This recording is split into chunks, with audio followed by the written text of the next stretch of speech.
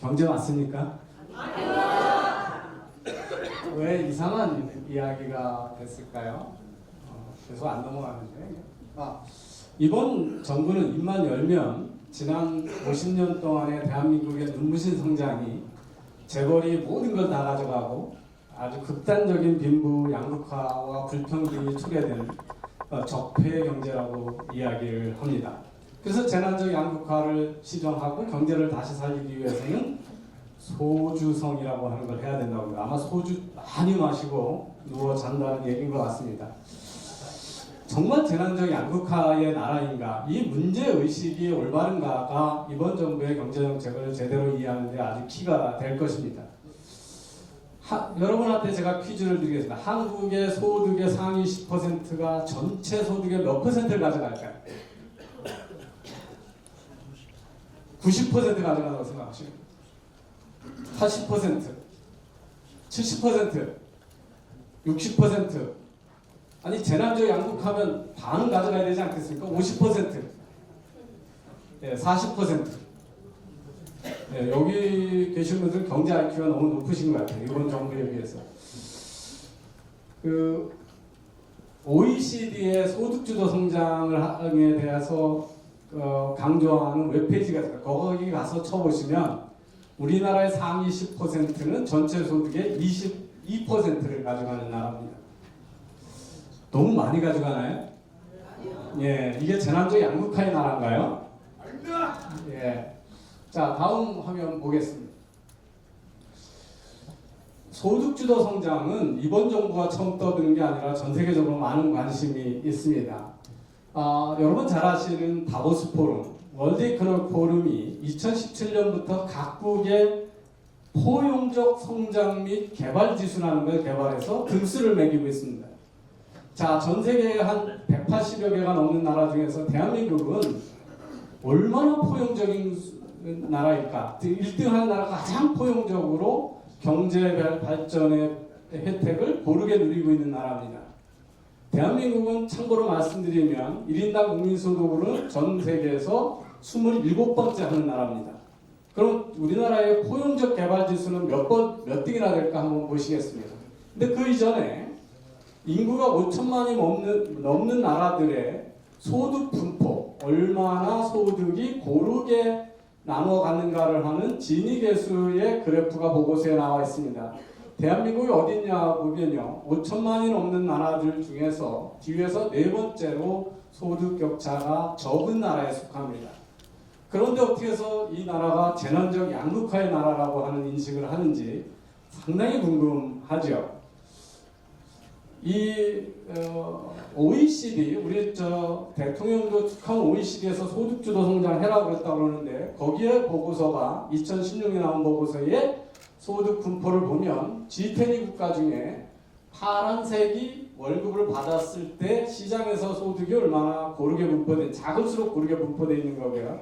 빨간색이 정부가 관여해서 소득을 넘겨주고 집에 실제 가처분 소득이 얼마나 분포되어 있는 걸 보면 G20 국가에서도 대한민국이 가장 소득 분배가 고르게 나누어가는 사회라는 걸 알 수가 있습니다. 이들은 어디서 이런 환상적인 자신들만 보는 도깨비불 같은 양극화의 통계를 보았는지, 그럼 왜 우리나라의 이런 통계마저도 저는 우리나라의 현실을 제대로 반영하고 있지 않다고 생각합니다.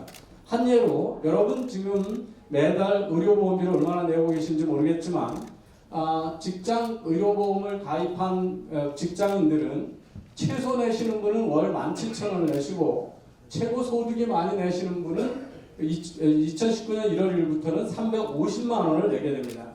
그런데 받는 의료보험의 혜택은 똑같죠. 그러니까 부자들은 200배에 많은 보험료를 내고 있습니다.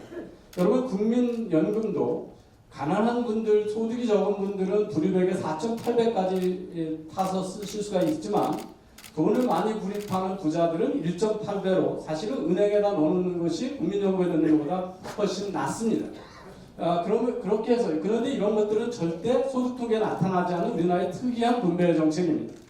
자, 아까 말씀드린 월드 이코노믹 포럼의 우리나라의 포용적 개발 지수는 2017년 전 세계에서 14위입니다.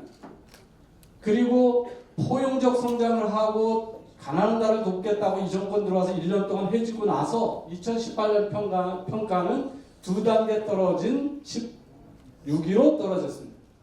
그렇지만 그래도 14위면 얼마나 우리 사회가 폭넓게 포용적인 결과를 누리고 있는 사회인가를 보실 수가 있습니다.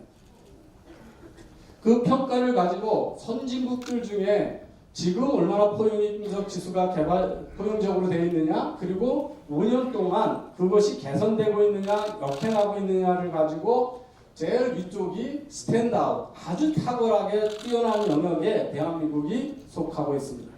1등은 아니지만 OECD 국가 중에서도 스탠드아웃하게 포용적인 나라라고 국제 경제학자들을 평가하고 있고 2018년 데이터도 크게 다르지 않습니다. 넘어가시죠. 예. 자, 유엔은 어떻게 평가하고 있을까요? 경제적인 혜택, 건강에 관한 혜택, 교육에 관한 혜택이 얼마나 국민사회에 고르게 되고 있는가를 평가한 결과 우리나라는 금년에 14위로 이번 정부가 툭하면 본받고 싶어하는 북부 유럽 국가들보다 우리가 포용적 지수가 높습니다. 자, 제가 지금 보여드린 데이터는 이 정부의 경제 현실 인식은 팩트에 근거하지 않았다. 툭하면 여기서 가짜 뉴스 한다고 그러는데 우리 경제 고도 성장 중에서 양극화가 극도로 확대됐고 재난적 양극화가 진행돼 있고 불평등 확대됐다라고 하는 것이야말로 대한민국에 퍼져 있는 가장 큰 가짜 뉴스고 그 가짜 뉴스가 대통령의 입을 통해서 계속 전파되고 있는 나라라고 하는 것입니다. 자, 그러면 다른 나라들은 포용적 성장을 해서 뭘 하라고 그랬느냐? OECD의 포용적 성장 보고서는 경제 성장의 결과가 공정하게, 동일하게가 아니라 공정하게 배분하면서 더 중요한 것은 모든 사람들에게 경제에 참여할 수 있는 기회를 주는 거라고 했습니다. 그 월드뱅크가 포용적 성장에 대한 논문을 쓰면서 뭐라고 그랬느냐면 포용적 성장은 상대적 빈곤을 보면 안 된다. 가난한 지대에 절대 빈곤을 퇴치하는 일이 돼야 되고 이것은 지속 성장 가능한 경제에서 특히 그 소득 재분배가 아니라 고용의 확대에 중점을 둬야 된다는 것을 경고한 게 2008년입니다. 이런 보고서를 보면 이번 정부는 포용적 성장이라는 미사 용어만 채용했지 국제기구의 포용적 성장의 보고서를 제대로 읽은 사람이 없습니다. 저는 잔인하게 그렇게 생각을 하고 있고요. 당연히 문재인 대통령은 영어를 몰라서도 못 읽었을 겁니다.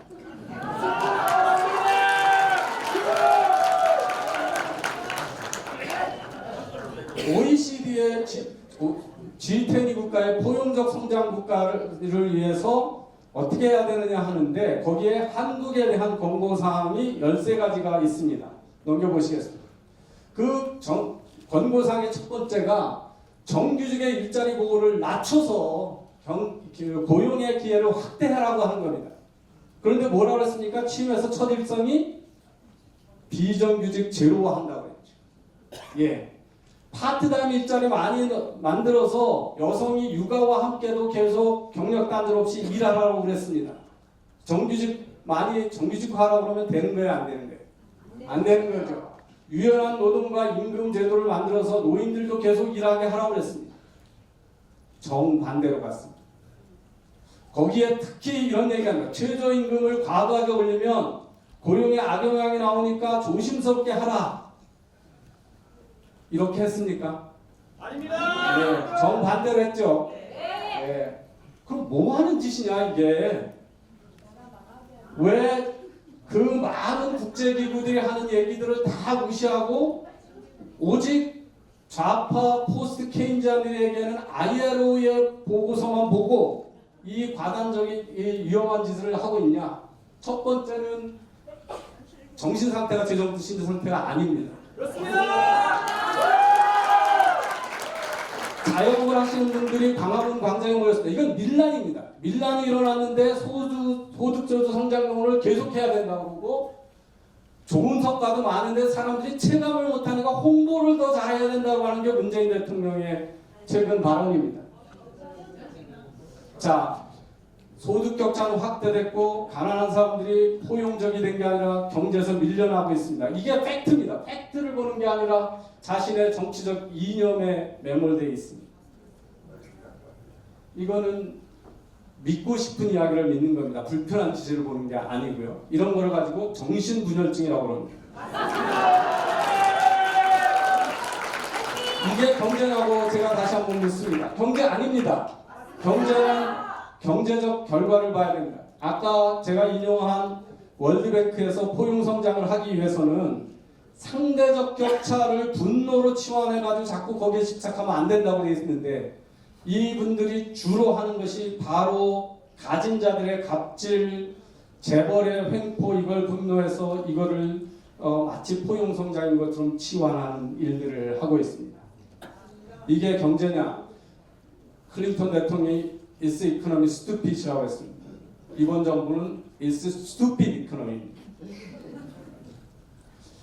이 시작하실 때 어떻게 돼 있나요? 아마 캐치프레이즈를 보시지 봤는지 모르겠는데 자유는 공짜가 아니다. Freedom is not free라고 하는 걸 잘 표현해 주셨는데 마그나 카르타라고 하는 영국의 명예헌장이 채택된 게 1215년입니다. 그 마그나 카르타가 개인의 인신을 함부로 구속하지 말고 재산권을 법에 의하지 않고는 통제하지 말라고 하는 인류의 커다란 전환이 됐던 것입니다. 그게 바로 헌법의 모태입니다. 모든 나라의 법치국의 모법입니다. 800년이 지난 지금